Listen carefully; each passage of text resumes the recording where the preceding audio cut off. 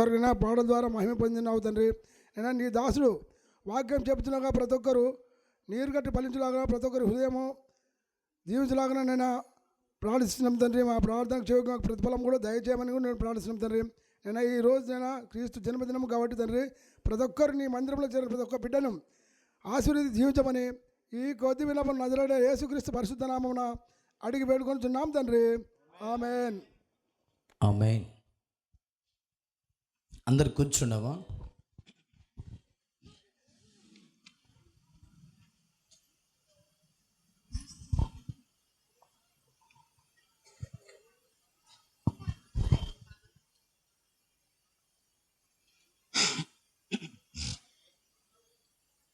హల్లెలూయా, హల్లెలూయా. అంత బాగున్నారా అమ్మా? అయ్యా మీరు బాగున్నారా? నేను క్షేమంగా ఉన్నా. హల్లెలూయా. దేవుని అపారమైన ప్రేమ దేవుడు మన పట్ల చూపించి ఏమాత్రం కూడా మంచి మనలను ఆయన ప్రేమతో మనల్ని ప్రేమించి ఆయన సన్నిధికి తోడుకొని వచ్చిన దేవునికి మహిమ ఘనత ప్రభావములు కలుగునుగాక. ఆమేన్. మంచిది. ఈ క్రిస్మస్ యొక్క ఆరాధనకు వచ్చిన మరొక్కసారి మీ అందరికీ క్రిస్మస్ శుభాకాంక్షలు తెలియజేస్తూ ఉన్నాం. Thank you. God bless you. చదవబడిన లేఖన భాగాన్ని మరొకసారి చదువుకుందాం. మార్కు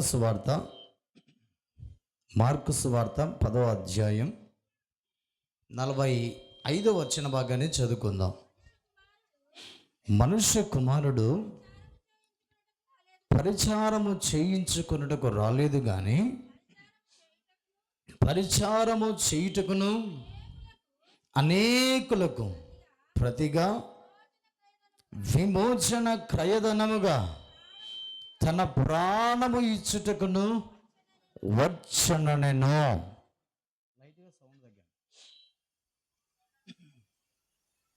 చదవబడిన లేఖన భాగాన్ని ఈ మధ్యాహ్నం ఈ క్రిస్మస్ యొక్క ఆరాధనకు వచ్చిన మనందరితో దేవుడు చాలా స్పష్టంగా మాట్లాడబోతున్న మాటను జ్ఞాపకం చేసుకుందాం. యేసు ప్రభువారు ఈ లోకానికి ఎందుకోసం వచ్చాడు అని మనం పరిశీలన చేస్తే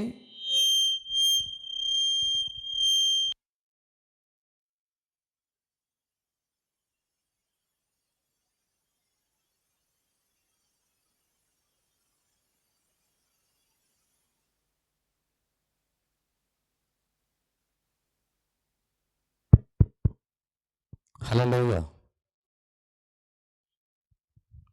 మంచిది.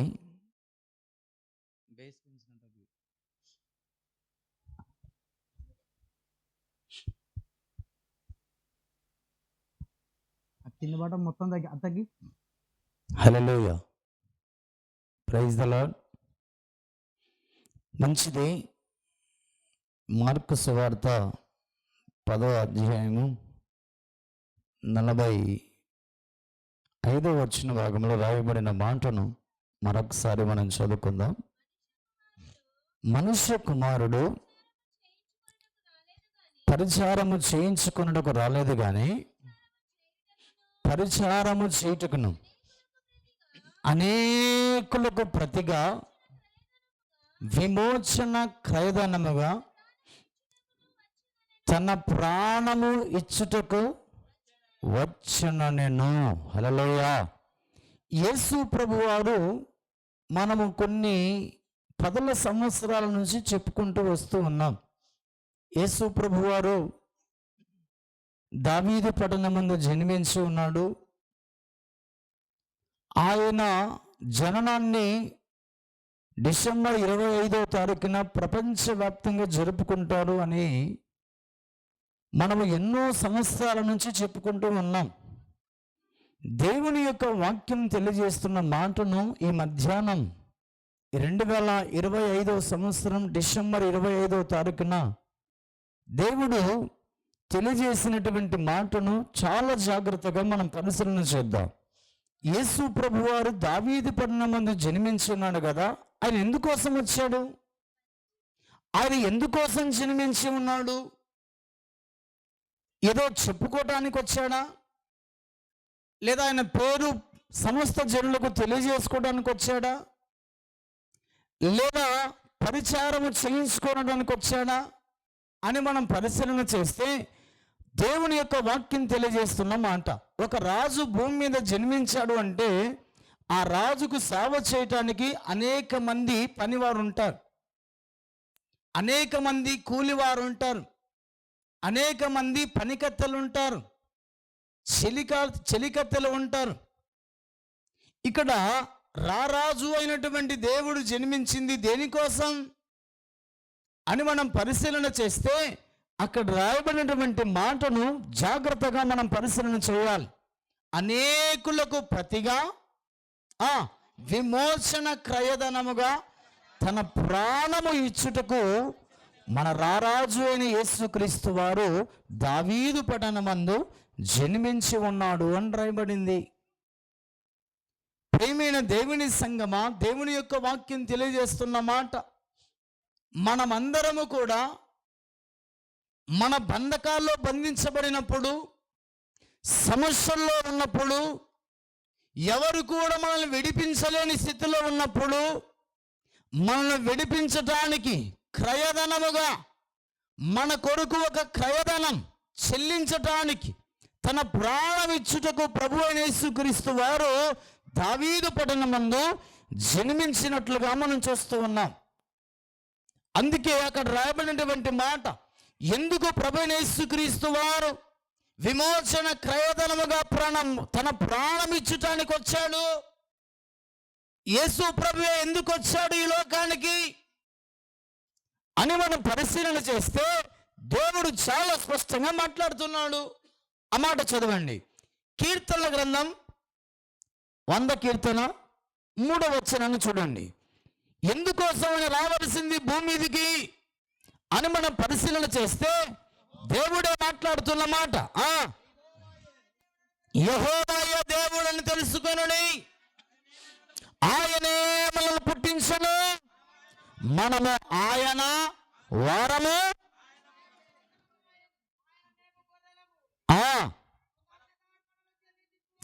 మనము ఆయన ప్రజలము, ఆయన మేపు గొర్రెలము. హల్లెలూయా. ఇప్పుడు యేసు ప్రభువారు అనేకులకు ప్రతిగా తన ప్రాణాన్ని ఇవ్వటానికి ఎందుకోసం వచ్చాడంటే అక్కడ రాయబడినటువంటి మాటను చాలా స్పష్టంగా దేవుడు తెలియజేస్తున్న మాట, ఆయనే మనలను పుట్టించాడు, ఆయనే మనల్ని పుట్టించాడు. ఇప్పుడు మన పిల్లలు పొరపాటు చేసి తప్పు చేసి స్టేషన్లో ఉన్నారనుకోండి, కన్న తండ్రిగా నేను వెళ్తానా, మీరు వెళ్తారా విడిపించడానికి?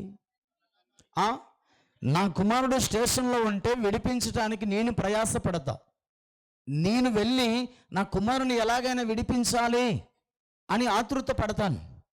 అలాగనే మనల్ని పుట్టించినటువంటి ప్రభు యేసుక్రీస్తు వారు మనకు క్రయధనము చెల్లించి మనము పాపములతోనూ అపరాధములతోనూ చచ్చిన స్థితిలో ఉన్నప్పుడు మనల్ని విడిపించడానికి ప్రభు యేసుక్రీస్తు వారే స్వయముగా ఈ లోకానికి దిగి వచ్చినట్లుగా మనం చూస్తున్నాం.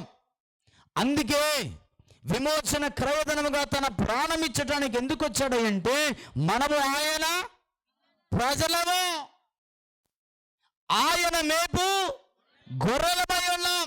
మనమందరము కూడా దారి తప్పిపోయి ఉన్నాం. మనమందరము కూడా దారి తప్పిపోయి దేవునికి దూరమైపోయాం. అందుకే విమోచన క్రయధనముగా తన ప్రాణం ఇచ్చుటకు ప్రభు యేసుక్రీస్తు వారు దావీదు పట్టణమందు లోకరక్షకుడుగా జన్మించున్నాడు. లోకరక్షకుడుగా జన్మించున్నాడు. క్రిస్మస్ అంటే ఏదో బాలయేసుడు జన్మించున్నాడు, పసులపాక చూడాలి, ట్రీ చూడాలి, స్టార్ కట్టుకోవాలి, ఇది కాదు. క్రిస్మస్లో ఉన్న సత్యాన్ని ఈ మధ్యాహ్నం వేళ మనమందరం కూడా గ్రహించుదుముగాక. ఆమేన్. మనం ఆయన ప్రజలమై ఉన్నాం. మనమందరము కూడా గొర్రెల వలె మనమందరం ఏమైపోయామంట? దారి తప్పిపోయాం. అందుకే మన కొరకు అయిన ప్రభువైన యేసుక్రీస్తుగా రక్షకుడుగా విమోచన క్రయధనము చెల్లించటానికి దావీదు పట్టణమందు ఆయన జన్మించి ఉన్నాడు. చూడండి, ఆది కాండములోనికి రండి. ఆది కాండం 1వ అధ్యాయం 27వ వచన భాగాన్ని చూడండి. దేవుడు తన స్వరూపమందు నరుని సృజించెను. దేవుని స్వరూపమందు వారిని సృజించెను, స్త్రీనిగాను పురుషునిగాను వారిని సృజించెను. మనమందరం ఎవరము? దేవుడు సృజించిన మనుషులము. ఎలా సృజించాడంటే దేవుడు తన స్వరూపమందు తన పోలికగా మనమందరము కూడా సృష్టించబడిన వారం. అందుకే దేవుని సన్నిధిలో మనుషుని ఆయన స్వరూపముగా సృష్టించుకున్న మనుషుడు దేవుని సన్నిధికి దూరమైపోయాడు, దేవుని సహవాసానికి దూరమైపోయాడు, దేవుని మాటకు దూరమైపోయాడు. అందుకే వారిని విడిపించటానికి దిగి వచ్చిన వాడు ప్రభు అయిన యేసుక్రీస్తు వారు. ఆయన సృష్టించాడు కాబట్టి విమోచన క్రయధనముగా తన ప్రాణమిచ్చటానికి యేసు ప్రభు వారు వచ్చారు. చూడండి, మాట ఎంత స్పష్టంగా దేవుడు రాయించాడు. ఎందుకోసము ఆయన సృష్టించుకున్నాడు, మరి ఎందుకోసం ఈ లోకానికి రావాల్సి వచ్చి ఉన్నది అంటే యెషయా గ్రంథంలో ఒక మాట రాయబడింది. యెషయా గ్రంథంలో ఒక అద్భుతమైన మాటను దేవుడు తెలియజేస్తున్నాడు. 59వ అధ్యాయం 2వ వచనం. యెషయా గ్రంథం 59:2. మీ పాపములు ఆయన ముఖమును మీకు మరుగుపరచును గనుక ఆయన ఆలకింపుకున్నాడు. చూడండి, ఇక్కడ రాయబడిన మాట. మన పాపాలు ఏం చేశాయంటే దేవుణ్ణి ఆయన ముఖమును మరుగుపరుచున్నాయంట. ఆ మరుగు అనేటువంటి పాపం అనే మరకను తీసివేయటానికి వచ్చిన వాడే ప్రభువైన యేసుక్రీస్తు వారు. హల్లెలూయా. ఎలా తీసేశాడు ఆయనంటే తన ప్రాణము ఇచ్చాడు. విమోచన క్రయధనముగా తన ప్రాణము ఇచ్చి మనందరినీ కూడా పాపం అనేటువంటి బంధకము నుంచి విడిపించటానికి వచ్చిన వాడే ప్రభువైన యేసుక్రీస్తు వారు. అందుకే ప్రియమైన దేవుని సంగమా, దేవుడు నీతో నాతో మాట్లాడుతున్న మాట, విడిపించడానికి వచ్చాడని చెబుతూ ఇంకా పాపంలోనే బ్రతుకుతూ ఇంకా పాపం అనే బంధకాల్లో జీవితాన్ని కొనసాగించుకుంటూ ఉంటే మనం ఇంకా క్రిస్మస్ను జరుపుకోవటం లేదు, క్రిస్మస్లో ఉన్న సత్యాన్ని గ్రహించలేదు. ఈ మధ్యాహ్నం వేళ క్రిస్మస్లో ఉన్న సత్యాన్ని గ్రహించి పాపం అనే బంధకము నుంచి మనము బయటికి వచ్చుదుముగాక. ఆమేన్. అందుకే చాలా స్పష్టంగా దేవుని యొక్క వాక్యం తెలియజేస్తున్నమాట. పాపం వలన మనుషుడు దేవునికి దూరమైపోయాడు. దూరమైపోయి దేనికి దగ్గరయ్యాడు మనుషుడు అంటే రోమాపత్రిక 3వ అధ్యాయం. మనుషుడు దేవునికి దూరమైపోవడానికి గల కారణం స్వచిత్తం, సొంత ఆలోచన. దేవుని మాటను పక్కన పెట్టేసి మనుషుని యొక్క ఆలోచన ప్రకారంగా జీవితాన్ని కొనసాగించుకుంటున్న మనుషుడు దేవునికి దూరమైపోయాడు. రోమాపత్రిక 3వ అధ్యాయం 23వ వచనం. ఏ భేదము లేదు, అందరూ పాపము చేసి దేవుడు అనుగ్రహించు మహిమను పొందలేకపోతున్నారు. అందుకే అమ్మ కొంచెం ముందుకు జరిగి కూర్చోండి, దయచేసి వెనకొచ్చే వాళ్ళకి ఇబ్బందిగా ఉంది, కాస్త ముందుకు వచ్చి కూర్చోండి ప్లీజ్. రండి. అందుకే ఇలా డిస్టర్బ్ అవుతుందని చెప్పి మీరు ముందుగా వచ్చిన వాళ్ళు ముందుగా కూర్చోవాలి.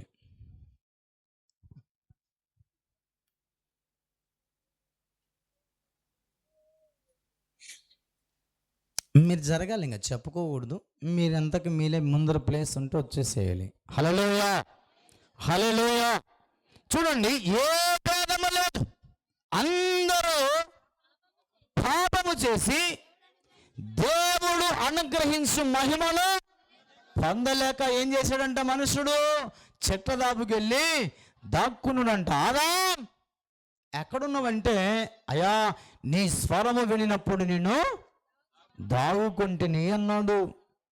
ఆయన మహిమను చూడలేకపోతున్నాడు మనుషుడు. ఎందుకంటే పాపమనే బంధకముల చేత మనుషుడు బంధించబడ్డాడు, దేవునికి దూరమైపోయాడు. దేవునికి దూరమైపోయాడు.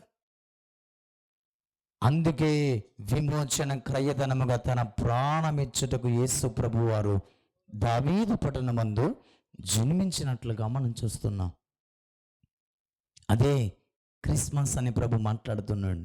అందుకే ప్రేమైన దేవుని సంగమా, దేవుడు నీతో నాతో మాట్లాడుతున్నటువంటి మాట, అందరూ దేవుడు అనుగ్రహించు మహిమను పొందలేకపోతున్నాడు. అందుకే చూడండి, ఆదికాండం 3వ అధ్యాయం 23వ వచనం భాగాన్ని చూడండి. ఆదికాండం 3వ అధ్యాయం 23వ వచనం. దేవుడైన యెహోవా అతడు ఏ నేల నుండి తీయబడినో దాన్ని సేద్యపరచుటకు ఏదేను తోట నుండి అతన్ని పంపివేసెను అని రాయబడింది. ఎందుకోసం యేసు ప్రభు వారు భూమికి దిగి రావడానికి గల కారణం ఏంటంటే, మనుషుడు పాపమునకు దగ్గరయ్యాడు, దేవునికి దూరమైపోయాడు.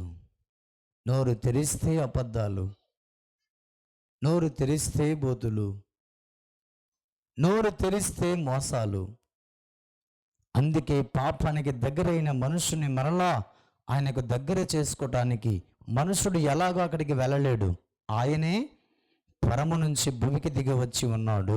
అదే క్రిస్మస్లో ఉన్న ముఖ్య ఉద్దేశం. హల్లెలూయా, హల్లెలూయా. అందుకే ప్రేమైన దేవుని ప్రజలారా, మనుషుని ఎలాగైనా నా స్వరూపమందు నా పోలికగా సృష్టించబడిన మనుషుడు నా చిత్తానుసారంగా నా ఆలోచన ప్రకారంగా బ్రతకాలనుకున్నాడు దేవుడు. కానీ మనుషుడు ఏం చేశాడు? స్వచిత్తాన్ని ఆధారం చేసుకున్నాడు, స్వబుద్ధిని ఆధారం చేసుకున్నాడు. తన జీవితంలో దేవుని మాటను పక్కన పెట్టేసి తన స్వచిత్తాన్ని ఆధారం చేసుకుని ఏం చేశాడు? ఆదాం, ఏంటి ఆదాం ఇలా చేసావంటే, అయ్యా నువ్వు నాకు ఇచ్చిన స్త్రీ ఉందే ఆమెనే తెచ్చింది. అయ్యా ఏంటమ్మా ఇలా చేసావంటే ఆమె ఏం చెప్పింది? నీవు సర్పం ఉందే ఏదైనా తోటలో, అది నువ్వు దాంతో నీకేం పని చెప్పు? దేవుని మాట ముఖ్యమా, సాతాను మాట ముఖ్యమా? దేవుని మాటను ముఖ్యం అనుకుని బ్రతుకుతున్న ఆదాము అవ్వ జీవితంలో సాతాను మాటకి ప్రాధాన్యతనిచ్చేశారు. దేవుని మాటనే ప్రాధాన్యత అనుకుని ఈ స్థలానికి వచ్చిన నేను ఇంకా సాతాను మాటకు ప్రాధాన్యతనిస్తున్నావా? అప్పుడే దేవునికి మనుషుడు దూరం అయిపోయి పాపానికి దగ్గరైపోయి బ్రతుకుతున్న వేళ దేవుడు తట్టుకోలేకపోయాడు. ఆయనే స్వయంగా దిగొచ్చి మనుషునికి వరకు తన ప్రాణాన్ని ఇచ్చేశాడు. ప్రాణం ఇవ్వటానికి యేసు ప్రభువారు ఈ లోకానికి వచ్చాడు. అందుకే ప్రేమైన దేవుని సంగమా, దేవుడు నీతో నాతో మాట్లాడుతున్నటువంటి మాటను జాగ్రత్తగా మనం పరిశీలన చేద్దాం. మనుషుడు పాపానికి దగ్గరై దేవునికి దూరమై ఎలా బ్రతుకుతున్నాడంట? ఆ మాట చదవండి. సామెతల గ్రంథం 5వ అధ్యాయం, సామెతల గ్రంథం 5వ అధ్యాయము 22వ వచన భాగాన్ని చూడండి. దుష్టుని దోషములు వారిని చిక్కుల పెట్టును, వాడు తన పాప పాశముల వలన బంధింపబడును. చూడండి, మానవుని ఏం చేస్తున్నాయంట? అవి దుష్టుని దోషములు వారిని చిక్కులు పెట్టేస్తున్నాయి. దుష్టుని యొక్క దోషములు వారిని ఏం చేస్తున్నాయంట? మనుషుల్ని చిక్కులు పెట్టేసింది. ఆదాము ఏం చెప్పాలో దేవునికి అర్థం కావటం లేదు, చిక్కులు పడేసింది. అయ్యా నేనైతే తిన్నాను కానీ తీసుకొచ్చింది మాత్రం అవ్వనే అమ్మా, ఎక్కడి నుంచి తెచ్చిందో ఎలా తెచ్చిందో అని ఆదాము గారు ఒప్పుకోలేదు, తన భార్య మీదకి నెట్టేశాడు. ఆమె కూడా దుష్టుని యొక్క ఆలోచనలన్నీ కూడా మనుషుని చిక్కులు పెడుతున్నాయి. ఆమె కూడా ఏం చేసింది? ఏదోనయ్యా నా బుద్ధి తక్కువ వల్ల తినేశాను, క్షమించమని అడిగింటే వారు పరిశుద్ధమైన ఏదైనా తోటలోనే ఉండేవారు. కానీ ఒప్పుకోకుండా చిక్కులు పడిన పాపాన్ని బట్టి సాతాను మీదకి నెట్టేసింది. వాడు తన పాప పాశముల వలన బంధించబడ్డాడు. ఇంకా పాపములో నుంచి బయటికి రాలేని పరిస్థితుల్లో ఉన్నాడు, బంధించబడ్డాడు. పాపములో నుంచి ఎలా విడిపించబడాలో, ఎలా బంధించబడిన వాడు ఎలా బయటికి రావాలో తెలిస్తే కదా బయటికి వచ్చేది.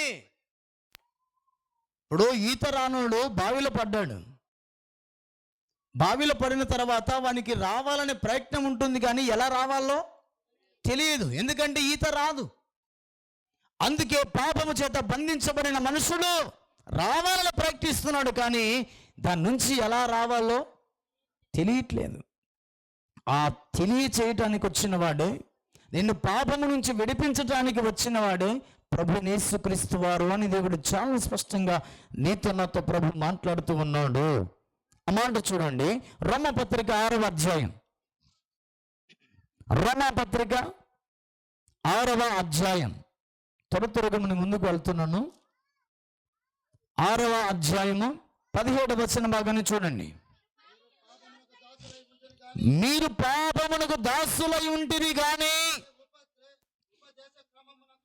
ఏ ఉపదేశ క్రమమునకు మీరు అప్పగింపబడితిరో దానికి హృదయపూర్వకముగా లోబడిన వారై పాపము నుండి విమోచింపబడి నీతికి దాసులైతిరే. చూడండి, అక్కడ రాయబడిన మాట, మీరు పాపమునకు దాసులై ఉన్నారు. ఎప్పుడైతే ప్రభు యేసుక్రీస్తు వారు విమోచన క్రయధనముగా తన ప్రాణం ఇవ్వడానికి వచ్చాడో, ఆయన ప్రాణం ఇచ్చిన తర్వాత మనం ఎవరికి దాసులమైనామంట? నీతికి దాసులముగా మార్చబడ్డాం. హల్లెలూయా. పాపమునకు దాసులుగా మార్చబడిన మనలను నీతిగా దాసులకు, నీతిగా మనమందరము కూడా జీవించటానికి, మనమందరము కూడా హృదయపూర్వకముగా మనమందరము కూడా పాపానికి బానిసలమై పాపమునకు దాసులమై జీవితాన్ని కొనసాగించబడుతున్న వేళ నీతికి దాసులుగా చేయటానికి వచ్చిన వాడే ప్రభు అయిన యేసుక్రీస్తు వారు. మనమందరము దేవునికి దూరమై మనమందరం కూడా పాపానికి దాసులమయ్యాం. ఎందుకంటే వాడు మనల్ని ఏలుతున్నాడు. పాపం మనల్ని ఏలుతున్నది కాబట్టి మనం వాటికి దాసులమయ్యాం. ఇప్పుడు మనం ఎవరికి దాసులమవుతామో వాళ్ళు ఏం చెప్తే మనం అది వింటాము, వినాలి కూడా. అందుకే మనము సాతానుగానికి దాసులమై ఉన్నాము కాబట్టి మనం వాడు ఏం చెప్తే అదే వింటాం. ఇక్కడ కూర్చొని కూడా మనం వాని మాటని వింటాం. వాడు ఏం చెప్తాడు, మాయ్ వాక్యం వినుకోండి, నిద్రపో అమ్మాయి, రాత్రంతా మేలుకున్నావు కదా, బచ్చాలు చేసి పడుకో, వాని మాట వింటాం. సాతానుగాడు ఏం చేస్తాడు తెలుసా? రే టైం అవుతుంది, పాస్టర్ గారు ఎంతసేపు వాక్యం చెప్తారు, ముగించమని చెప్పరాదా? ఒకడు వస్తాడు అక్కడ నుంచి, హలో టైం ఏంది, ముగించండి, ఇంక భోజనం టైం ఏంది అనుకుంటూ వస్తాడు ఒకడు. ఇది సాతాను గాని మాట. ప్రభు చాలా స్పష్టంగా నీతో నాతో మాట్లాడుతున్నాడు. పాపమునకు మనము దాసులమైనప్పుడు నీతికి దాసులుగా చేయటానికి వచ్చిన వాడు ప్రభు యేసుక్రీస్తు వారు. హల్లెలూయా, హల్లెలూయా. అదే క్రిస్మస్లో ఉన్న సత్యం. అది గ్రహించిన నాడు నిజమైన క్రిస్మస్ మనం జరుపుకున్న వారిగా ఉండిపోతామండి. ఎప్పుడైతే సాతానికి దాసులమవుతామో, పాపానికి దాసులమవుతామో, ప్రతి ఆత్మీయ సంబంధమైనటువంటి కార్యానికి ఆటంకకరంగా ఉంటామండి. అది గ్రహించిన నాడు మనుషుడు బుద్ధి కలిగి ప్రవర్తించుతాడు. అందుకే దేవుని యొక్క వాక్యం తెలియజేస్తున్నమాట, మనమందరం కూడా పాపానికి దాసులమై ఉంటుమే, ఇప్పుడైతే మనమందరం కూడా నీతికి దాసులంగా మార్చబడ్డాం. ఎలాగా? విమోచన క్రయధనముగా తన ప్రాణం ఇచ్చుటకు ప్రభు యేసుక్రీస్తు వారు పరమును విడిచి భూమికి దిగి వచ్చి ఉన్నాడు. నేను మరణించవలసిన స్థానంలో ఆయన మరణించి మనందరినీ కూడా పాపమనే బానిసత్వము నుంచి, పాపమనే దాసు నుంచి, పాపమనే కాడి నుంచి మనల్ని విడిపించేశాడు. ఆయన విడిపించేసి నీతికి దాసులుగా చేశాడు ఆయన. హల్లెలూయా. అందుకే ప్రియమైన దేవుని సంగమా, నువ్వు పాపానికి దాసుడుగా ఉన్నావా? నీతికి దాసుడిగా ఉన్నావా? ఒక్కసారి పరీక్షించుకోమని ప్రభు మాట్లాడుతున్నాడు. ఇంకా పాపమునకు దాసుడిగా ఉండినట్లయితే మనం ఇంకా క్రిస్మస్ను మనము జరుపుకోలేదు, ఎక్కడో ఉండిపోయాం. ఇప్పుడు చేసుకుంటున్నాం కదయ్యా క్రిస్మస్ అంటే, అది ఆచారపూర్వకంగా మనం క్రిస్మస్ను చేసుకుంటున్నాం. అందుకే ఆచారం కాకుండా అర్థవంతమైన భావముతో క్రిస్మస్ను జరుపుకోమని ప్రభు చాలా సూటిగా ఖండితంగా నీతో నాతో మాట్లాడుతున్నాడు. ఆచారం అంటే ఏంటి చెప్పండి? కొందరు ఆదివారం క్రైస్తవులు ఉంటారు, కొందరు పండగ క్రైస్తవులు ఉంటారు, ఇంకొందరు దినాల క్రైస్తవులు ఉంటారు. దినాల కాటికే వస్తారు వాళ్ళు, ఇంకాడికి రారు. ఆదివారం క్రైస్తవులు ఆదివారమే వస్తారు, ఇంక రారు. పండగ క్రైస్తవులు ఇంక పండగకే వస్తారు, ఇంకెప్పుడు కనపడరు. అది ఆచార సంబంధమైన భక్తి. మరి నిజమైన భక్తి అంటే నీతికి దాసులైన ప్రతి మనుషుడు నీతి కార్యాలకు ప్రోత్సాహకరంగా ఉంటాడు. హల్లెలూయా, హల్లెలూయా. అందుకే దేవుడు నీతో నాతో మాట్లాడుతున్నమాట. రండి యోహాను సువార్త 8వ అధ్యాయం, యోహాను సువార్త 8వ అధ్యాయం 34వ వచన భాగాన్ని చదవండి. అందుకు యేసు, పాపము చేయు ప్రతి వాడును పాపమునకు దాసుడని నీతో నిశ్చయముగా చెప్పుచున్నాను. యేసు ప్రభువే చెప్పాడండి స్వయంగా, పాపము చేయు ప్రతి వాడు పాపమునకు దాసుడు. ఇప్పుడు ఒక మాట చెప్తేనండి, ఎలాగ దాసులు అంటే, ఇప్పుడు మనకు బీడి తాగే అలవాటు ఉంది. జాగ్రత్తగా వినండి. మనం బాగా పని చేస్తున్నాం, బాగా పని చేస్తున్నప్పుడు ఆ తుత్త రాగానే మనుషుడు ఏమవుతాడు చెప్పండి? మందిరంలో నుంచి కూడా లేచిపోయి గోడ దాపెళ్ళి బీడి తాగొస్తాడు. ఎందుకు దాసుడు అడుగుతాడు? దానికి అలవాటు పడ్డాడు కాబట్టి, దాదంటే ఇష్టము కాబట్టి. అందుకే పాపమునకు దాసుడైపోయాడు. అందుకే అక్కడ చాలా స్పష్టంగా ప్రభు చెప్పాడు, అందుకు యేసు, పాపము చెయ్యి ప్రతివాడు పాపమునకు దాసుడు అన్నాడు. మరి మనకి ఎవరికి దాసులమై ఉన్నాం మనం? దేవునికి దాసులముగా ఈ మధ్యాహ్నం వేళ మార్చబడదుముగాక. ఆమేన్. నువ్వు పాపం చేస్తుంటే, ఏ పాపం చేసినా ఆ పాపానికి నువ్వు దాసురాలివి, దాసుడు అని ప్రభు మాట్లాడుతున్నాడు. నువ్వు ఏ దానికి కూడా దాసుడుగా దాసురాలుగా పాపానికి ఉండకూడదని ప్రభు యేసుక్రీస్తు వారు విమోచన క్రయధనముగా తన ప్రాణమిచ్చుటకు ఈ లోకానికి వచ్చాడు ఆయన. ఇంకాను ఆచారపూర్వకంగా క్రిస్మస్ జరుపుకుంటే ఈ మధ్యాహ్నం వేళ పాపమునకు దాసుడుగా దాసురాలుగా ఉన్న మనం నీతికి దాసులుగా మార్చబడదుముగాక. ఆమేన్. ఆ మాట చదవండి. ప్రభు యొక్క వాక్యం తెలియజేస్తున్నమాట. మనల్ని మనం పాపమునకు దాసులుగా ఉన్నప్పుడు ఆయన ఎలా విడిపించాడు మనల్ని? ఆ దాసత్వం నుంచి ఎలా మనలో నీతి అనే దాసత్వానికి ఎలా తీసుకొని వచ్చాడు ఆయన అంటే, అక్కడ రాయబడిన మాట చూడండి. పేతురు రాసిన మొదటి పత్రిక,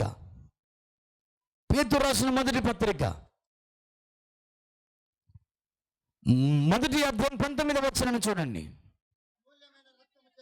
అమూల్యమైన రక్తము చేత అనగా నిర్దోషమును నిష్కలంకమునకు గొర్రె పిల్ల వంటి క్రీస్తు రక్తము చేత విమోచింపబడితురని మీరెరుగుదురు కదా.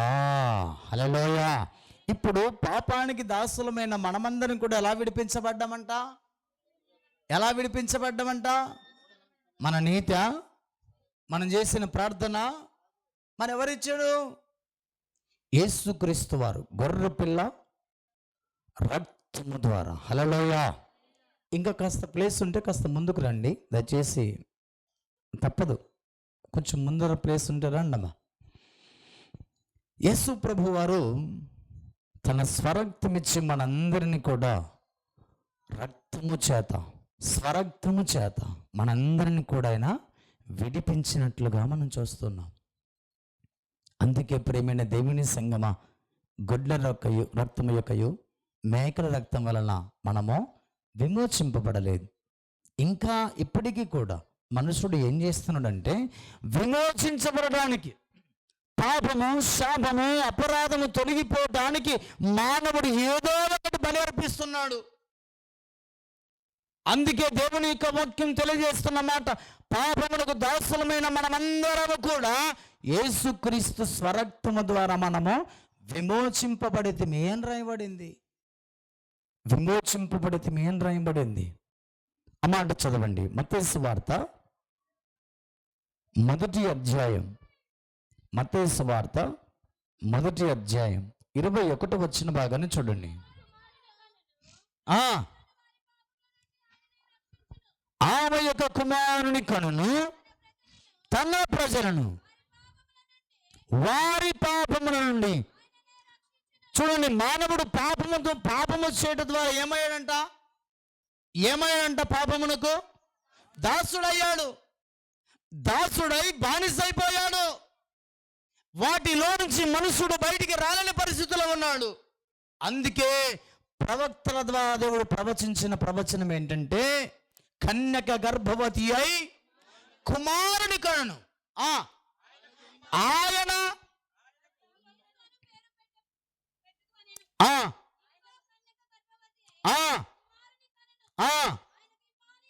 ఆయనకు ఇమ్మానుయేలని పేరు పెట్టుదురు అని రాయబడింది. చూడండి, ఆయన తన ప్రజలను వారి పాపము నుండి ఆయనే రక్షించును. అందుకే లూకాసు వార్త 2వ అధ్యాయం రాయబడిన మాట ఏంటంటే, దావీదు పట్టణమందు నేడు రక్షకుడు మన కొరకు పుట్టి ఉన్నాడు. మన కొరకు పుట్టి ఉన్నాడు ఆయన. ఎందుకోసం మన కొరకు పుట్టి ఉన్నాడంటే, పాపము చేయి ప్రతి మనుషుడు పాపమునకు దాసుడై ఉన్నాడు. అందుకే మనను నీతికి దాసులుగా చేయటానికి దావీదు పట్టణమందు జన్మించినాడని దేవుని యొక్క వాక్యం చాలా స్పష్టంగా నీతో మాట్లాడుతున్నమాట. జాగ్రత్తగా వినండి, ముగించబోతున్నా. 1 తిమోతి 1వ అధ్యాయం 10వ వచనం చూడండి.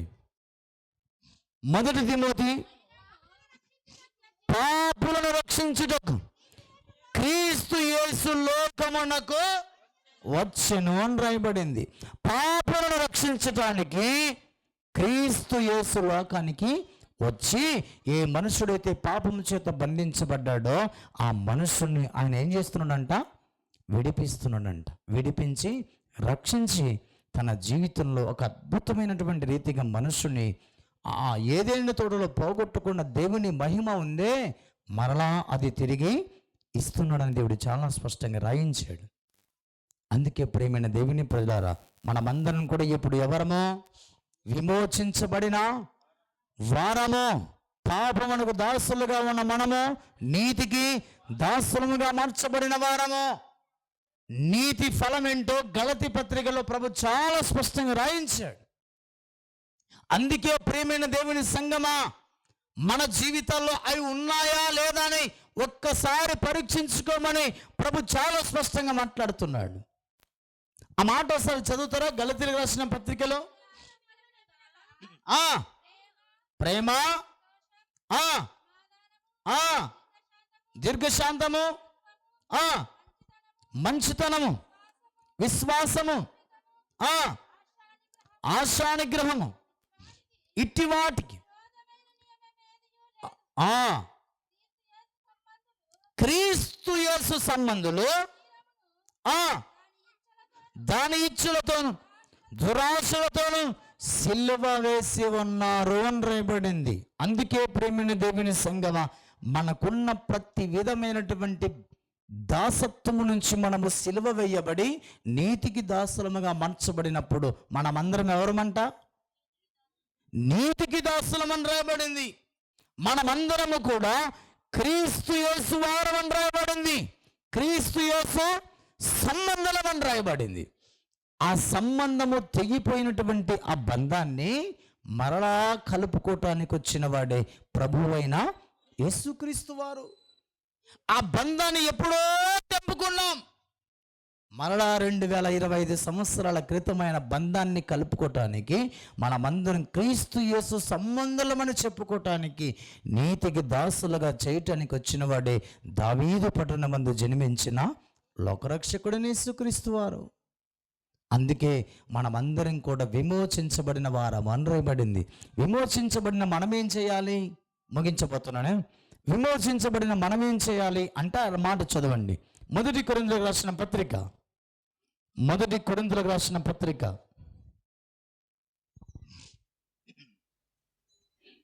తీసరా. మొదటి కొరింథీయులకు రాసిన పత్రిక 6వ అధ్యాయము. మొదటి కొరింథీయులకు రాసిన పత్రిక 6వ అధ్యాయం 20వ వచనం చదవండి. మనమందరం ఎవరమంట? విలువ బట్టి కొనబడిన వారము గనక మీ దేహముతో దేవుణ్ణి మహిమపరచుడి. అదే క్రిస్మస్. హల్లెలూయా. క్రీస్తును ఆరాధించుటయే క్రిస్మస్. విమోచించబడిన వాడు ఏం చేయాలంట?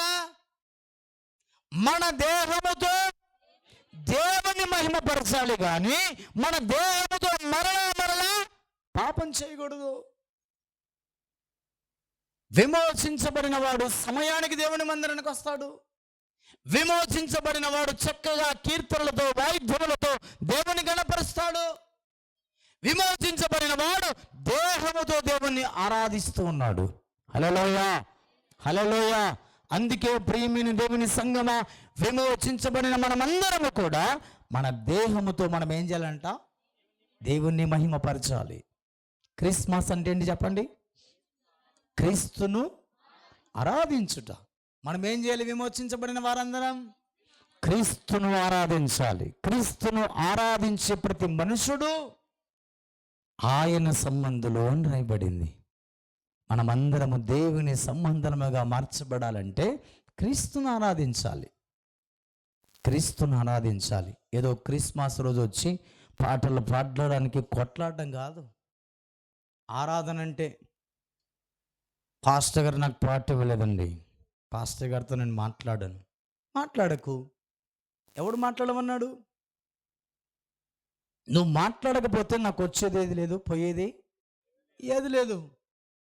దేవునితో పెట్టుకుంటున్నావు అన్నది గుర్తించాలి. అది గ్రహించిన నాడు మనుషుడు అద్భుతంగా దీవించబడతాడండి. పాస్టర్ గారి మీద అలాగే, సంఘ పెద్దల మీద అలాగే, ఎవరి మీద ఏం సంపాదించుకుంటున్నావు? శిక్షణ, ఉగ్రతను తెచ్చుకుంటున్నావు. జాగ్రత్త అని దేవుడు హెచ్చరిక చేస్తున్నాడు. అందుకే ప్రేమైన దేవుని సంఘమా, పాటల కోసమో వాక్యం కోసమో నాకు విలువ ఇవ్వలేదన్న కోసమో కొట్లాడేటువంటి మనుషుడు దేహముతో దేవుని కాదు కదా, నీకు నీవే ఆరాధించుకుంటున్నావు. అందుకే దేవుడు మాట్లాడుతున్నమాట, దేవుని సంబంధులు నీతి కార్యాలకు ఎప్పుడు ఆటంకకరంగా ఉండరో. ఇది గ్రహించమని ప్రభు చాలా స్పష్టంగా నీతో నాతో మాట్లాడుతున్నాడండి. అందుకే దేవుని సన్నిధిలో దేవుడు మాట్లాడుతున్నాడు. హలో, మనం విలువ పెట్టబడి కొనబడిన వారము, పాపానికి దాసులము కాకుండా నీతికి దాసులుగా బ్రతకండి అని దేవుడు మాట్లాడుతున్నాడు అక్కడ. మరి మనం ఏం చేస్తున్నాం? పెదవులతో ఆరాధిస్తున్నాం. నా పాట భలే పాడుతున్నానండి, పెదవులతో ఆరాధిస్తున్నాం. అందుకే ప్రేమైన దేవుని సంగమా, దేవుడు నీ కొరకే దిగి వచ్చాడు. ఆయన నిన్ను పాపము నుంచి, ఆచారాల నుంచి, నామకార్థము నుంచి నిన్ను విడిపించటానికి ఆ పరముడు విడిచి భూమికి దిగి వచ్చిన వాడు ప్రభుని యేసుక్రీస్తు వారు. అందుకే విలువ పెట్టి మనము కొనబడిన వారము, మనము దేహముతో దేవుని ఆరాధించాలి. అదే క్రిస్మస్, అదే క్రిస్మస్ అన్నమాట. చదవండి, దేవుడు చాలా స్పష్టంగా నీతో నాతో మాట్లాడుతున్నమాట. 113వ కీర్తన 3వ వచనం. 113వ కీర్తన అన్నమాట చదవనా? సూర్యోదయము మొదలుకొని సూర్యాస్తమయము వరకు యెహోవా నామము స్తుతి నొందదగినది. హల్లెలూయా. ఏమంటున్నా కూడా? సూర్యోదయము మొదలుకొని సూర్యాస్తమ వరకు యెహోవా నామము స్తుతి నొందదగినది. మనమందరము స్తుతింపదగిన భక్తులుగా మార్చబడాలి. హల్లెలూయా, హల్లెలూయా. అయిపోయిందిలేండి, ముగించుతున్నాను. అందుకే ప్రేమైన దేవుని సంగమా, నువ్వు ఆరాధించే ప్రతి ఆరాధన నువ్వు ఆరాధించే ప్రతి ఆరాధన స్థలం అది దేవునికి మహిమకరంగా ఉన్నప్పుడే క్రిస్మస్ అని రాయబడింది. క్రిస్మస్ అంటే మనం క్రీస్తును ఆరాధించేటువంటి స్థలమే క్రిస్మస్. మనం డిసెంబర్ 25వ తారీఖున ఎందుకు జరుపుకుంటామంటే ఆయనను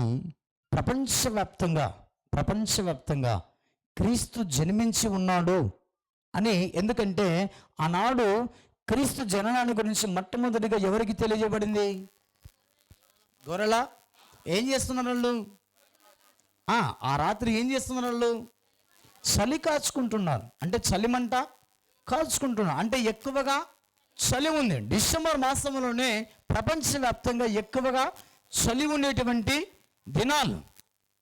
అందుకే డిసెంబర్ 25వ తారీఖున ప్రపంచవ్యాప్తంగా వేద పండితులు 25వ తారీఖున చక్కగా ఆ దినాన్ని క్రీస్తు జన్మించి ఉన్నాడు అని ప్రపంచవ్యాప్తంగా జరుపుకోవడానికి వేద పండితులు నిర్ణయించి ఉన్నారు.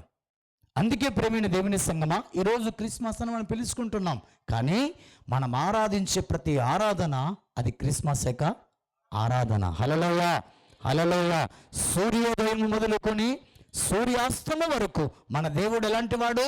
స్తుతి నొందదగిన వాడు, స్తుతులకు పాత్రుడు, ఆరాధనకు యోగ్యుడు, నిత్యము వేవేల దూతలతో పరిశుద్ధుడు పరిశుద్ధుడని కొనియాడబడుతున్న దేవదేవుడు మన నమ్మిన దేవుడు. ఆయన ఆత్మతోను సత్యముతోను ఆరాధించాలని దేవుడు చాలా స్పష్టంగా నీతో నాతో మాట్లాడుతున్నాడు. అందుకే గొర్రెల కాపరులు ఏం చేశారు? లూకాసు వార్తలో 2వ అధ్యాయం 1వ వచన భాగం నుంచి మనం చదువుకుంటే అక్కడ చాలా స్పష్టంగా దేవుని యొక్క వాక్యము తెలియజేస్తున్నటువంటి మాటను మనం చూడవచ్చు. తర్వాత చూడండి 20వ వచనం నుంచి, అంతటా గొర్రెల కాపరులు తమతో చెప్పబడినట్లుగా తాము విన్న వాటిని కన్న వాటిని గూర్చి దేవుని మహిమపరచుచు స్తోత్రములు చేయుచు తిరిగి. మనం అందరం ఇప్పుడు ఏం చేసాం? ఇక్కడ కూర్చొని ఏం చేసాం మనం? ఇక్కడ రాయబడిన మాట అండి. ఏమని చేసాం మనం? విన్నాం. ఏం విన్నాం? సూర్యోదయం మొదలుకొని సూర్యాస్తం వరకు మన దేవుడు స్తుతినందదగిన వాడని మనం అందరం ఏం చేశాం? విన్నాం. గొర్రెల కాపర్లు కూడా విని ఆ దావీదు పట్టణమందు జన్మించిన లోకరక్షకుడిని యేసుక్రీస్తు దగ్గరికి వెళ్ళి వారందరూ కూడా ఏం చేశారంట? దేవునికి స్తోత్రములు చేస్తున్నారు. ఇది మొదలుకొని మనమందరము కూడా ప్రతి ఆదివారం దేవుని స్తుతించి నిజమైన క్రిస్మస్ను జరుపుకుందుముగాక. ఇప్పుడు ఆమెన్ అంటున్నారు. రేపు ఆదివారం తెలుస్తుంది ఎంతమంది వస్తారో. హల్లెలూయా, హల్లెలూయా. ఆమెన్ అంటే ఏంటి చెప్పండి? అలాగనే జరుగునుగాక. ఆమేన్. అందుకే ప్రేమైన దేవుని సంగమా, గొర్రెల కాపరులు అందరూ కూడా విన్నారు. దేవదూత చెప్పిన మాట విని ఆ యేసయ్యని చూడాలి ఎలాగైనా కానీ, ఆ యేసయ్యని ఆరాధించాలి ఎలాగైనా కానీ గొర్రెల మంద వదిలిపెట్టారు, సమస్తాన్ని విడిచిపెట్టారు. మందను కాచిన గొర్రెలు యేసయ్యని చూడడానికి వెళ్ళారు. చూసి ఏం చేశారు వాళ్ళు? దేవుణ్ణి మహిమపరిచినట్లుగా మనము కూడా అనుదినము సూర్యోదయం మొదలుకొని సూర్యాస్తం వరకు స్తుతి నొందదగిన దేవుణ్ణి ఆరాధించి ఆ ఉన్నతమైన మేలులు, ఆశీర్వాదాలు, రక్షణ భాగ్యాన్ని పొందుకుందుదుముగాక. మోకరించండి. దేవుని సన్నిధికి వచ్చిన మనం మోకరించండి. క్రిస్మస్ అంటే క్రీస్తును ఆరాధించుట ఆచారం కాదు, పద్ధతులు కాదు. ఎందుకయ్యా ఆయనను ఆరాధించాలంటే మోకరించండి. ప్రభు సన్నిధిలో మోకరించండి. ఎవ్వరు మాట్లాడొద్దు. అమ్మా నిశ్శబ్దంగా ప్రభు సన్నిధిలో కూర్చొని నిజంగా ఎందుకు ఆరాధించాలి ప్రభుని? దేవునికి దగ్గరగా ఉన్న నిన్ను పాపం నిన్ను దూరం చేసిందమ్మా. అయ్యా, పాపానికి నువ్వు నేను బానిసలైపోయాం. పాపానికి బానిసలైపోయిన మనము, నరకమ పొలిపేరంలో ఉన్న మనము ప్రభు చూశాడు.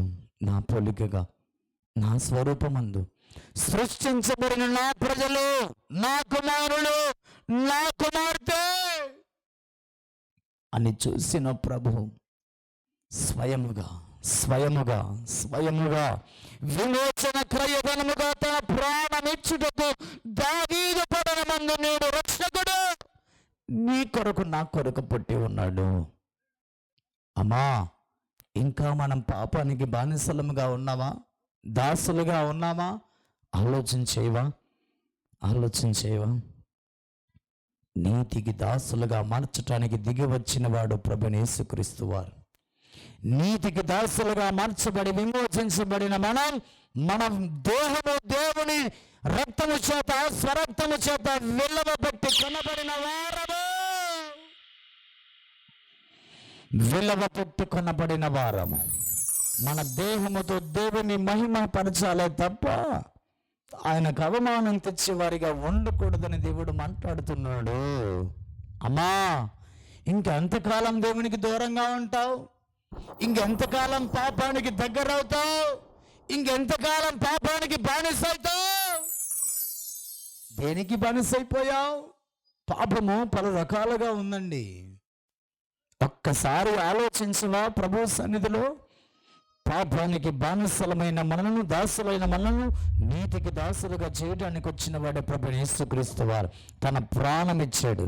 విమోచన క్రయధనముగా మనల్ని విడిపించటానికి తన ప్రాణం ఇచ్చి, తన స్వరక్తము చేత మనల్ని విడిపించి విమోచించినాడు. అందుకే మనము మన దేహముతో దేవుణ్ణి ఆరాధించినప్పుడు నిజమైన క్రిస్మస్ అని ప్రభు మాట్లాడుతున్నాడు. జ్ఞానులు ప్రభుని ఆరాధించారు, గొర్రెల కాపరులు ప్రభుని ఆరాధించారు. భక్తుడు దేవుణ్ణి స్తుతిస్తూ ఉన్నాడు. యెహోవాను స్తుతించుట మంచిది, మహోన్నతుడా నీ నామమును కీర్తించుట మంచిది, మంచిది, మంచిది అన్నాడు. ఆ మంచిది మన జీవితాల్లో పొందుకోవడానికి క్రిస్మస్ రోజే కాకుండా అనుదినము సూర్యోదయం మొదలుకొని సూర్యాస్తం వరకు స్తుతి నందదగిన ప్రభుని మనమందరము స్తుతించి ఉన్నతమైన ఆశీర్వాదాలు పొందుకొని ఆ పరలోక పట్టణంలో స్థానాన్ని సంపాదించుకుందుముగాక. అదే క్రిస్మస్ దేవుని నుంచి సంబంధం తెగిపోయిన మనలను మరలా సంబంధం కలుపుకోవడానికి, నన్ను ఏదేను తోటలో ఉన్న పరిశుద్ధతను, ఏదేను తోటలో ఉన్న పరలోకాన్ని మరలా మనం పరలోకం అనే పట్టణానికి తీసుకొని వెళ్ళటానికి వచ్చిన వాడే ప్రభువైన యేసుక్రీస్తు వారు. ఆయనే విమోచన క్రయధనముగా తన ప్రాణం ఇవ్వటానికి వచ్చాడు. అదే క్రిస్మస్లో ఉన్న ముఖ్యమైన ఉద్దేశమని ప్రభు నీతో నాతో మాట్లాడుతున్నాడు. ప్రార్థన చేసుకుందాం. మనందరం కూడా ప్రార్థన చేసుకుందాం.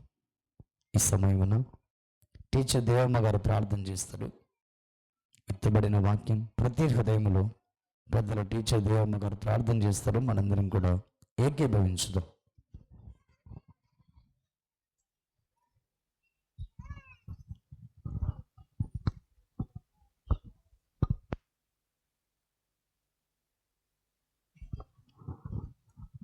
పరిశుద్ధం అనే ఎలకొల దూతలతోనూ ఆ వంటి మీద పాపులతోనూ మహిమ అని పొగడబడుచున్నటువంటి యేసు రక్షక దేవా తండ్రి, ఈ మమ్మలను ఇంతవరకు ఉదయకాలం నుండి ఇంతవరకు కాచి కాపాడినందుకు మీకు స్తుతి స్తోత్రము వందనాలు చెల్లిస్తున్నాను దేవా. ఇప్పుడు నీ సేవకుడు చెప్పిన వాక్యములు తండ్రి, ఎంతో చక్కని వాక్యములు వివరించి చెప్పినాడు తండ్రి. ప్రతి ఒక్కరము కూడా పాపం అనేటువంటి కుంట నుండి పైకి లేవనెత్తడానికి ప్రభువా, మమ్మల్ని రక్షించడానికి, పాపం నుండి తొలగించడానికి దేవా నీవు ఈ లోకములోకి వచ్చినావు తండ్రి. నీ క్రిస్మస్ దినమును మేము ఆచరించుచున్నాము కానీ హృదయపూర్వకముగా తండ్రి మిమ్మలను ఆచరించున్నట్లు మాకు అనుగ్రహించునైనా మా పాపములు కన్న తండ్రి ఏ విధంగా క్షమిస్తాడో మీరు కూడా మమ్మల్ని జన్మింపచేసి మా పాపములను తుడిచివేయుటకు తండ్రి ఈ లోకమునకు వచ్చిన దేవా నీకు వెలలే